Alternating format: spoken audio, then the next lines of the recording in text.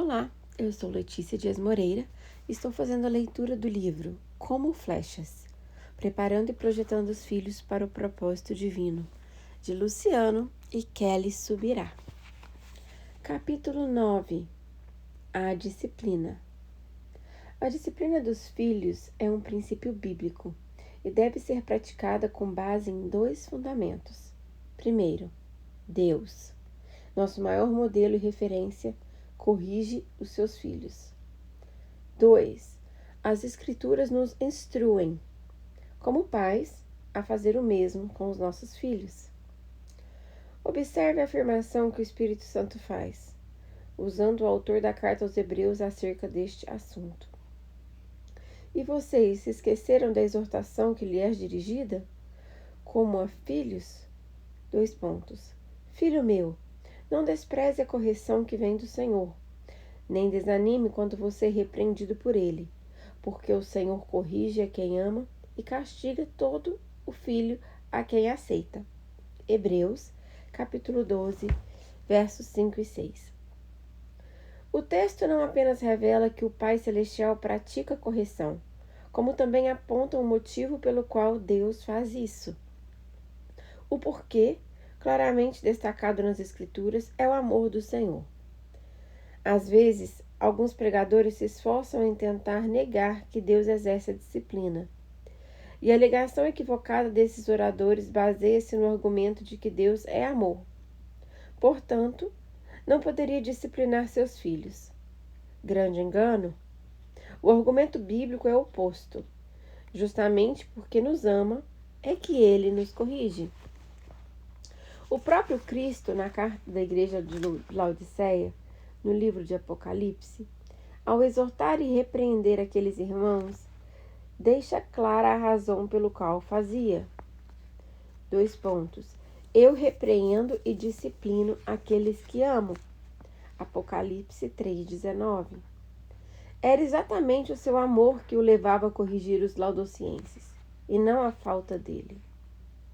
A mesma lógica é apresentada na Bíblia quando trata motivos que levam os pais a corrigirem ou não os seus filhos. O que retém a vara odeia o seu filho. Quem o ama, este o disciplina desde cedo. Provérbios 13, 24. O argumento é recorrente em todo o texto bíblico.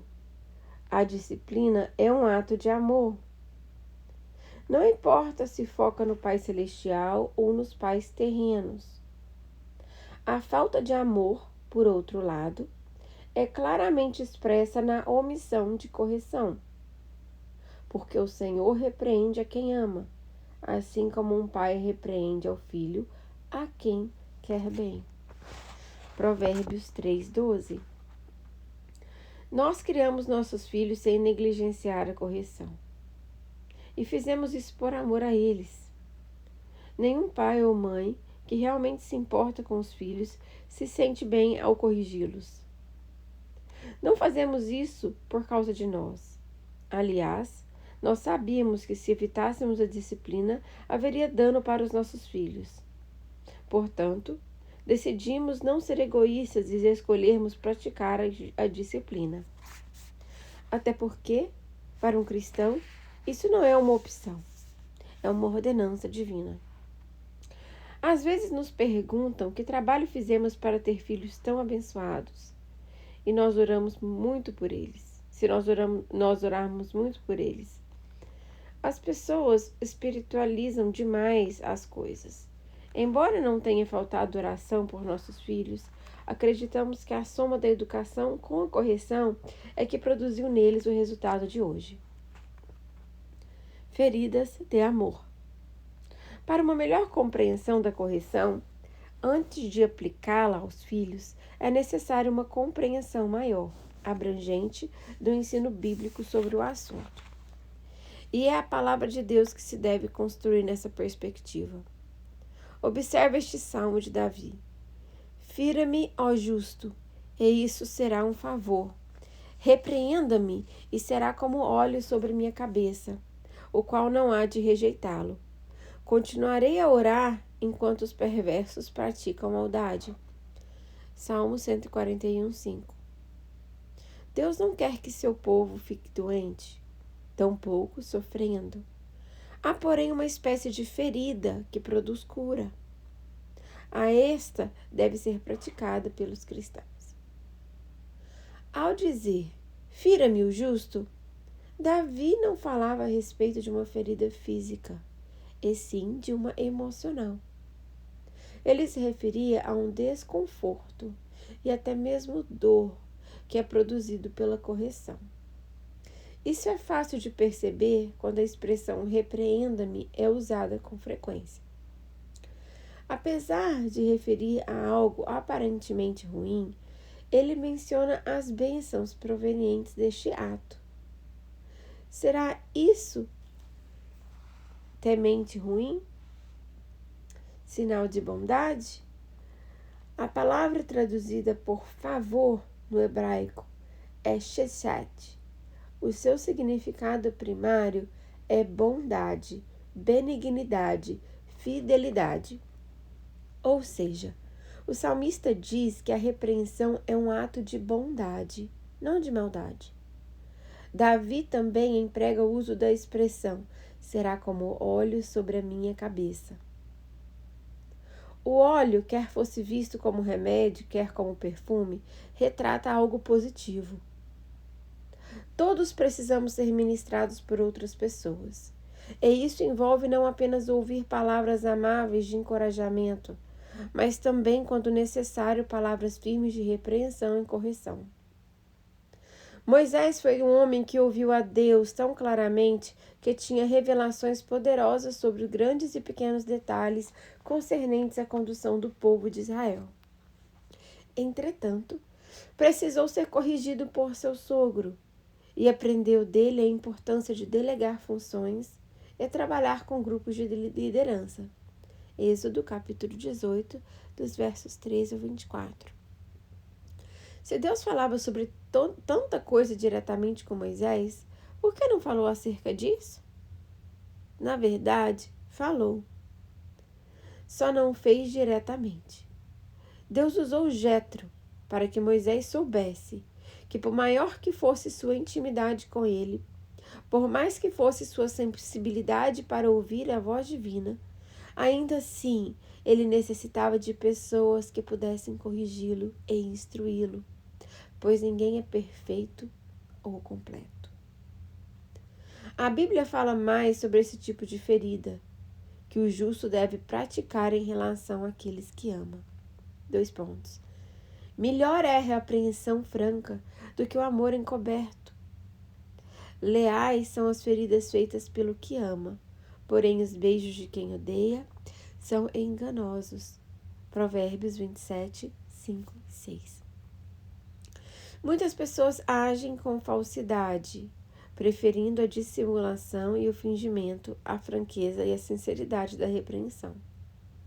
Mas as Escrituras Sagradas declaram que a repreensão aberta, fruto de amor sincero de uma pessoa franca, é melhor que o amor encoberto, que não se manifesta por nunca ter coragem de falar a verdade.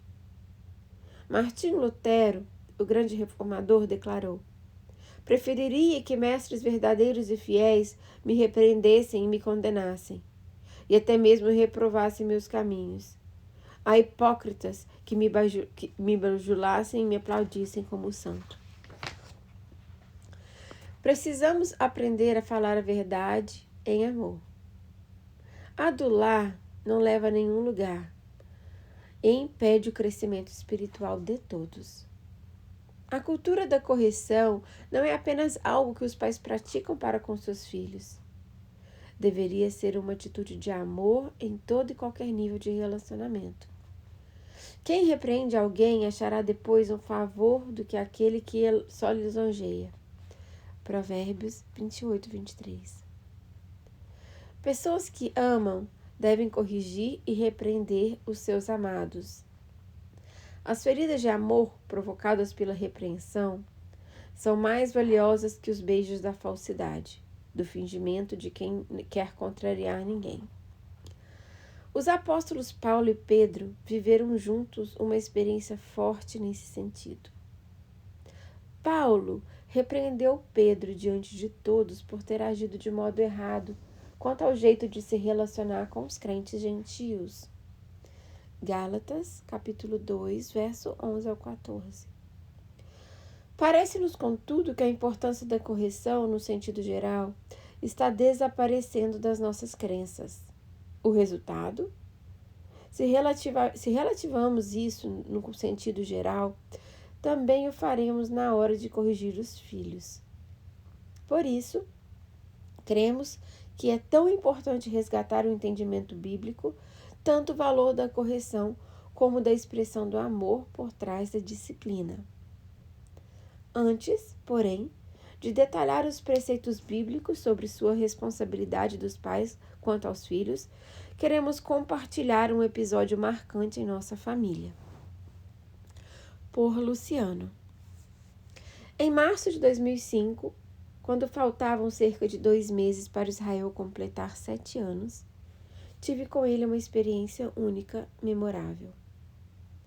E foi na questão da disciplina. Estávamos com algumas famílias da igreja num fim de semana de descanso no litoral paraense. E eu havia combinado com a Kelly que na primeira manhã que estivéssemos lá, eu precisaria trabalhar até a hora do almoço, prazo final para envio de um dos meus livros à gráfica. Passava das 11 horas da manhã, quando a porta do quarto se abriu e meu filho declarando: "Pai, eu sei que estou errado e mereço apanhar." Ao que imediatamente respondi: "Réu confesso, isso é bom." Nesse momento, antes de meu filho definir o que havia feito de errado, entrou correndo uma garota, filha de outra família que estava lá conosco, e denunciou: "Tio, o Israel bateu em mim." Eu, sentindo indignação ferver dentro de mim, questionei o Israel: "Você realmente fez isso?" E ele, cabisbaixo, resmungou: "Fiz, meu pai." Ainda tentando manter a cabeça no lugar, perguntei à menina o que havia acontecido, e ela respondeu: "Eu peguei uma garrafa plástica de refrigerante e bati na cabeça dele.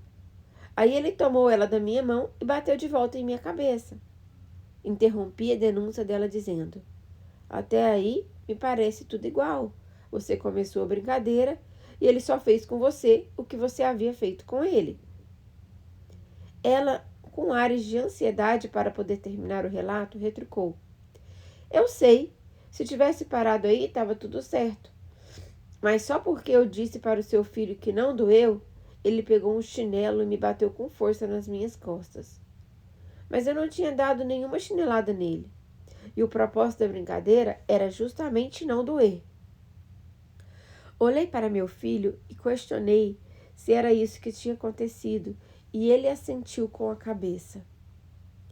Então pedi para a menina se retirasse se eu pudesse falar com Israel a sós.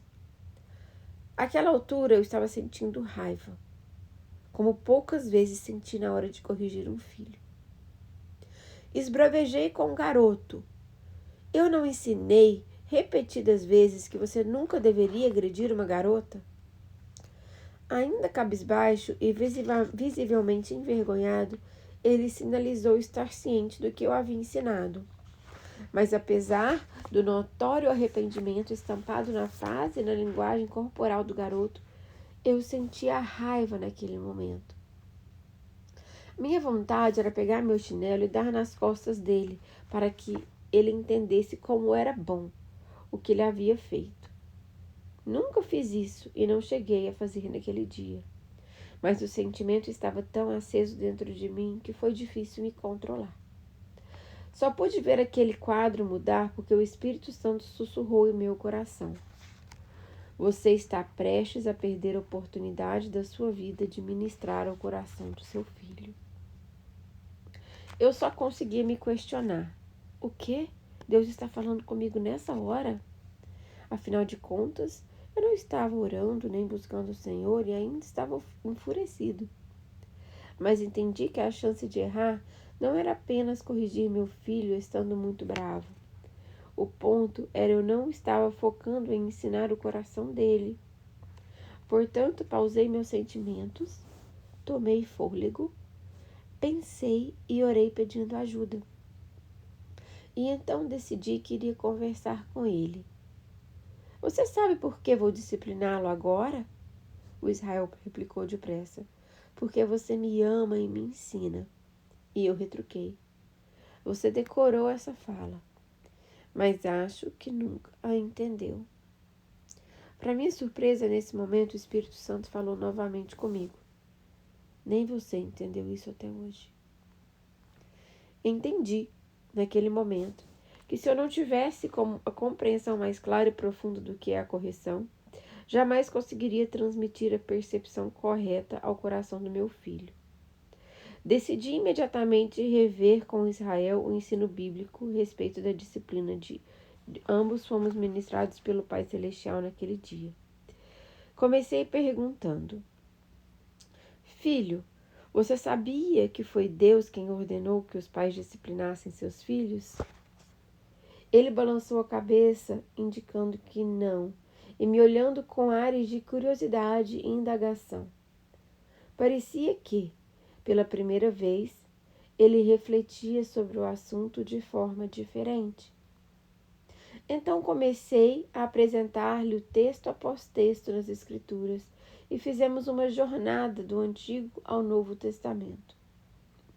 Foquei no propósito da correção, que era nos fazer compreender e evitar a desobediência com suas consequências, sempre piores que qualquer disciplina aplicada. Aproveitei também para abrir o meu coração e esclarecer que os pais não têm prazer em castigar seus filhos. E confessei a ele: muitas vezes, depois de corrigir você, enquanto você chorava num canto, eu chorava em outro. Ele se espantou e disse: sério, pai? Eu assentia firmemente com a cabeça e reconheci que era um fato. E prossegui dizendo que preferia trocar de lugar com ele e apanhar do que aplicar a correção. Enfatizei também que o propósito da correção era ensinar as consequências da desobediência, mas também prevenir e evitar novos atos de rebeldia. Que era duro para mim, mas que o meu amor por ele e a preocupação com seu futuro eram maiores do que a dor que ambos sentíamos, e por isso eu seguiria corrigindo-o enquanto fosse necessário. Os olhos do Israel brilhavam de um jeito incomum. Eu percebia que o Espírito Santo estava ministrando na vida dele. E confesso que simultaneamente entendi essas verdades de um modo que apenas como filho nunca havia entendido. Depois da instrução bíblica, expliquei ao meu filho que antes de mais nada ele deveria entender que tanto ao meu desobedecer como ao agredir a garota, ele havia pecado contra Deus. Então disse que começaríamos o processo fazendo primeiramente um acerto com o Senhor. Disse que ele deveria orar expressando arrependimento e pedindo perdão divino. Diante disso, o Israel confusionou. Estou com vergonha de Deus, meu pai. Garanti a ele que o sentimento era bom e indicava que ele havia entendido o erro cometido. Aproveitei para ensinar sobre a natureza amorosa e misericordiosa do Pai Celestial. Então, dobramos os joelhos juntos e oramos. Ele orou primeiro e eu orei por ele na sequência. Assim que levantamos, eu lhe disse: agora vou disciplinar você, meu filho. Eu não trouxe a varinha que temos em casa e não quero usar a mesma mão que o abençoa e o acaricia para aplicar a disciplina. Portanto, vou usar o meu chinelo nessa parte almofadada que o Criador fez no seu traseiro. Darei uma chinelada só, mas será bem dada. Não tente escapar, nem se defender, entendeu? Ele confirmou que havia entendido e se apoiou com as mãos na mesa que eu estava trabalhando e apliquei aquela única chinelada prometida. O garoto mordeu os lábios e segurou o choro. Veio na minha direção, deu-me um abraço apertado e disse: Pai, muito obrigado porque você me ama e me ensina. Ao dizer isso, ele começou a chorar, e eu também não pude me conter e chorei junto. Ainda me emociono com a lembrança desse momento e choro de novo. 15 anos depois, ao escrever sobre isso, foi algo muito marcante. A presença do Senhor se manifestou naquele quarto. Nessa hora, o Israel segurou meu rosto com suas 2 mãos e declarou: Pai, preste atenção no que eu vou te dizer agora. Você pode achar que eu sou muito criança para falar o que vou prometer agora. Mas eu entendi o que o Senhor me ensinou hoje. Eu entendi no meu coração, não só na minha cabeça. Por isso eu garanto que essa foi a última vez que o Senhor precisou me disciplinar. Nunca mais será preciso me corrigir assim. Nunca mais. Eu seguia chorando com ele. E apesar de meio cético com a declaração que poderia ser só emocional, eu respondi: Amém, meu filho, que assim seja. Nunca mais precisamos discipliná-lo de novo. E lógico que chamamos atenção por pequenas coisas. Aplicamos castigos leves, como a suspensão de uso de videogame em momentos em que deveria se dedicar mais aos estudos. Mas nunca mais precisamos corrigi-lo dessa forma. O Israel cresceu, casou-se e agora está vivendo a emoção de ter sua primeira filha. Eu oro para que ele consiga transmitir às próximas gerações o que aprendeu naquele dia. Enfim, posso testificar que acredito de todo o coração na correção paterna. Primeiramente porque é bíblico. Além disso, porque provei seus resultados positivos por ser um filho de pais que não pouparam disciplina, e também porque vi o abençoado resultado dela na vida dos meus filhos. Pais que se importam corrigem seus filhos visando ao bem deles. Com isso em mente, voltemos a falar do exemplo do nosso Pai Celestial. A perfeita paternidade. Jesus, repetidamente, referiu-se a Deus como Pai em seus ensinos. O Criador é retratado como Pai 44 vezes em Mateus, 5 vezes em Marcos, 17 vezes em Lucas e 116 vezes em João. Isso, mais do que informação, é ênfase. Além de enfatizar a paternidade divina, as Sagradas Escrituras nos apresentam Deus como um Pai perfeito. Portanto, sejam perfeitos como é perfeito o Pai de vocês que está nos céus. Mateus, capítulo 5, verso 48. E a razão para tal destaque da perfeita paternidade divina é estabelecê-la como referência e modo para a paternidade humana. Logo, concluiu-se que devemos ter Deus como modelo perfeito de Pai. Um dos aspectos da paternidade de Deus, ressalta nas Escrituras, diz respeito à prática da disciplina. Ele não deixa seus filhos sem correção. Observe essa analogia apresentada em Hebreus. Ela não requer nenhum exercício complexo de interpretação bíblica. 2 pontos. É a disciplina que vocês perseveram. Deus os trata como filhos. E qual é o filho a quem o pai não corrige? Mas, se estão sem correção, da qual todos se tornaram participantes, então vocês são bastardos e não filhos. Além disso, tínhamos os nossos pais humanos, que nos corrigiam e nos respeitávamos. Era que, então, não nos sujeitaremos muito mais ao Pai espiritual para vivermos? Pois eles nos corrigiam por pouco tempo, segundo melhor lhes parecia. Deus, porém, nos disciplina para o nosso próprio bem, a fim de sermos participantes da sua santidade. Na verdade, toda disciplina, ao ser aplicada, não parece ser motivo de alegria, mas de tristeza. Contudo, mais tarde, produz fruto pacífico aos que têm sido por ela exercitados. Fruto de justiça.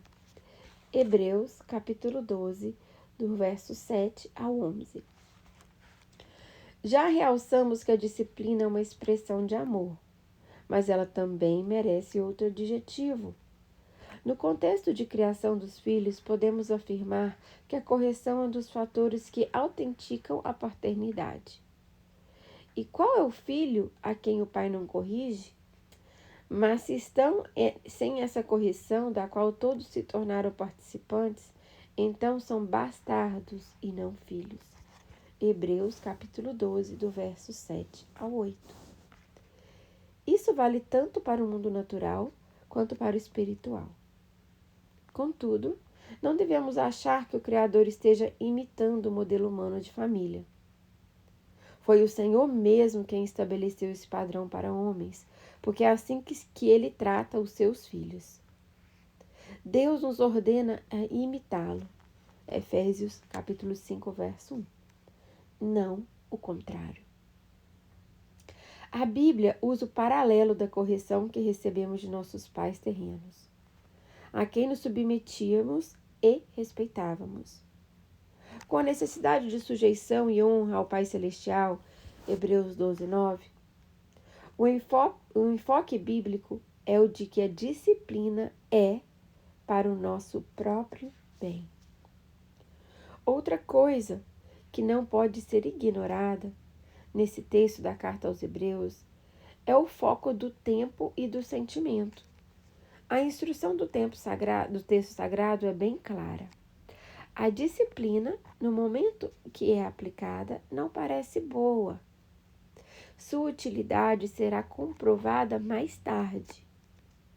Nenhum de nós, quando corrigidos pelos pais, enquanto éramos crianças, conseguia apreciar a punição recebida. Contudo, hoje, anos depois, podemos olhar para trás e ver os frutos benditos dos castigos recebidos e ser gratos por isso. No entanto, na época em que fomos disciplinados, não víamos a utilidade, nem sentíamos prazer. Porque a utilidade só será percebida no futuro, com maturidade. E o prazer da disciplina só surgirá quando a utilidade for percebida. A hora da correção não é prazerosa, nem para os filhos, nem para os pais. Evite excessos. É lógico que não estamos advogando o abuso que, infelizmente, muitos cometem. Há um padrão bíblico que define o limite da correção para os pais. 2 pontos.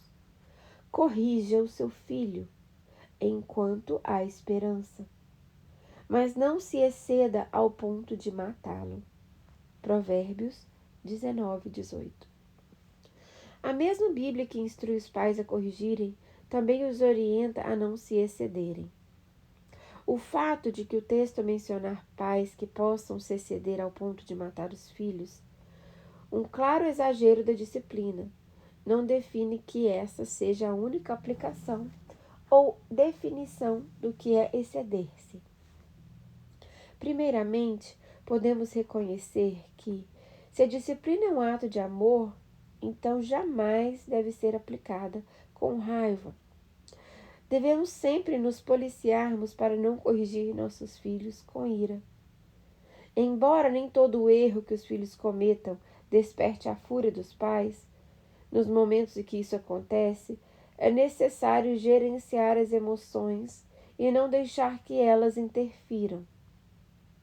O momento da indignação deve passar, ou ser devidamente superado, antes de os pais prosseguirem com a correção. A ideia não é produzir dano físico, tampouco emocional. Contudo, tanto um contra o outro tem sido o saldo encontrado em filhos que não foram devidamente disciplinados. A repreensão é bíblica e correta, mas há uma forma certa de aplicá-la. Para ser efetiva, ela não precisa nem deve ser rude.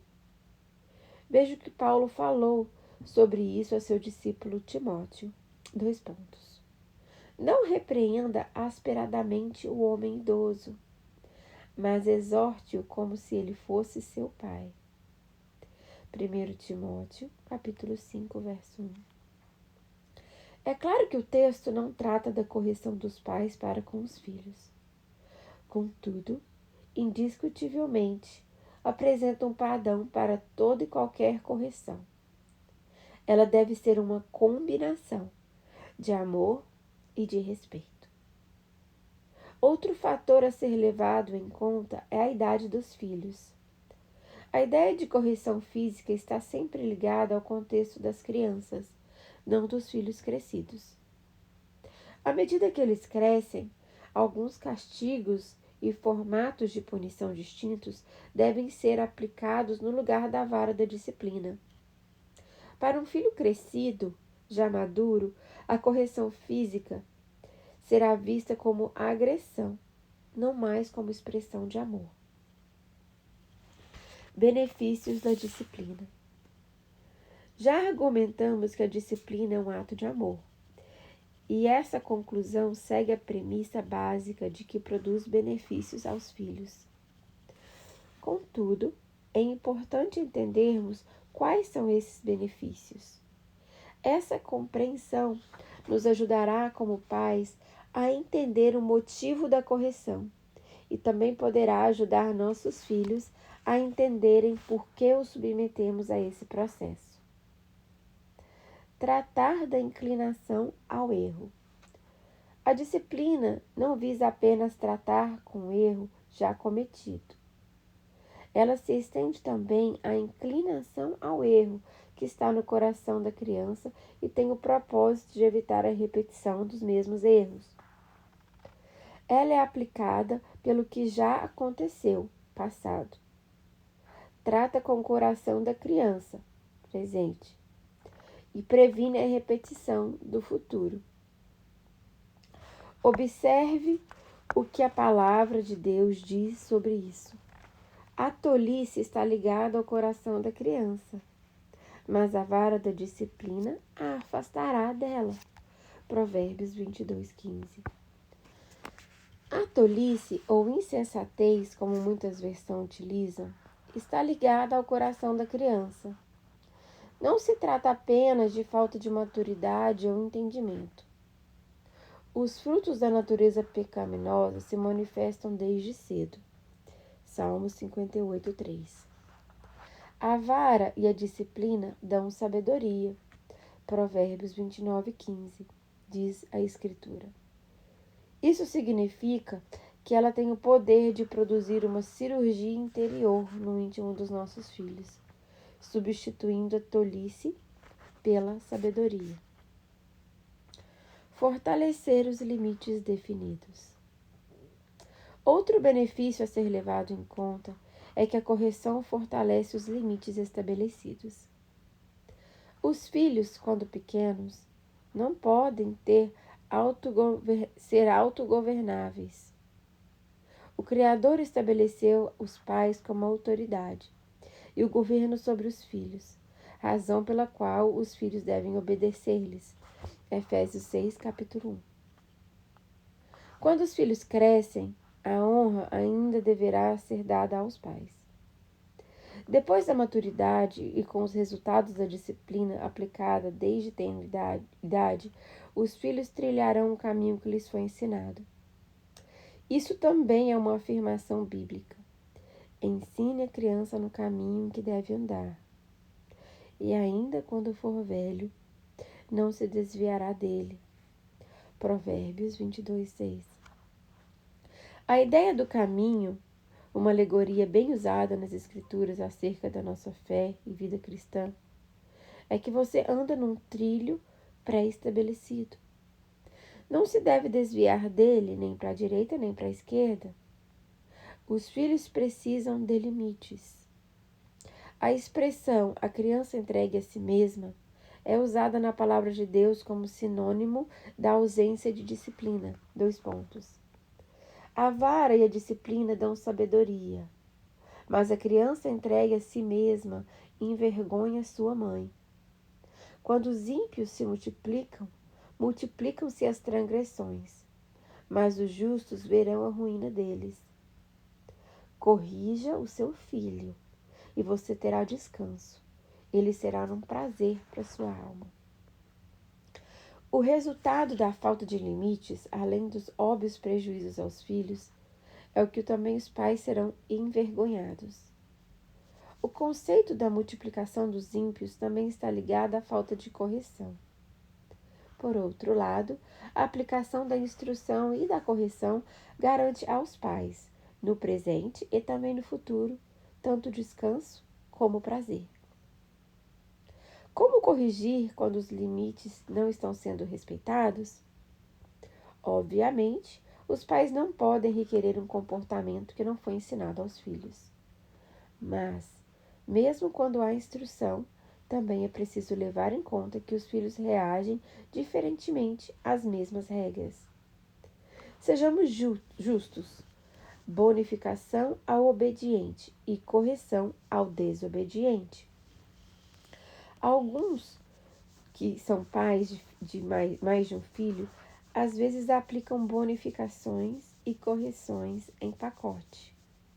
Entretanto, cada criança tem seu próprio ritmo e personalidade. Por isso, precisa de um olhar individualizado. Elas anseiam por esse olhar.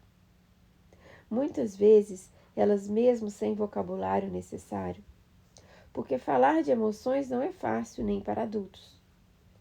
Elas tentarão comunicar sua necessidade de serem vistas e de serem compreendidas. Nessa tentativa, algumas crianças adotam comportamentos agressivos e desrespeitam os limites em busca de atenção. Portanto, como pais, devemos ser atentos e sensíveis, para além de corrigir, perceber e suprir o que talvez falte aos nossos filhos. Também não se pode ignorar que erros podem acontecer por motivos distintos. Não saber como fazer algo ou por escolha de se portar diferente da orientação dada. A correção se aplica somente na segunda situação. Hoje, com os filhos já crescidos, temos tanto descanso de não nos preocuparmos com as escolhas e condutas deles, mesmo morando longe de nós e fora do alcance das nossas vistas, como também temos o prazer de ver suas escolhas e realizações corretas. Perguntas para reflexão. A Bíblia apresenta a correção como um ato de amor aos filhos e a falta dela como ódio. Você concorda que a única forma de entendermos isso é considerando o futuro dos nossos filhos, em vez de somente o presente? Por quê? Pergunta número 2. O que você entende por feridas de amor? Como aquilo que fere também pode curar? Pergunta número 3. Quais são os abusos a serem evitados no exercício da correção? Pergunta número 4. Quais são os benefícios da disciplina aplicada aos filhos?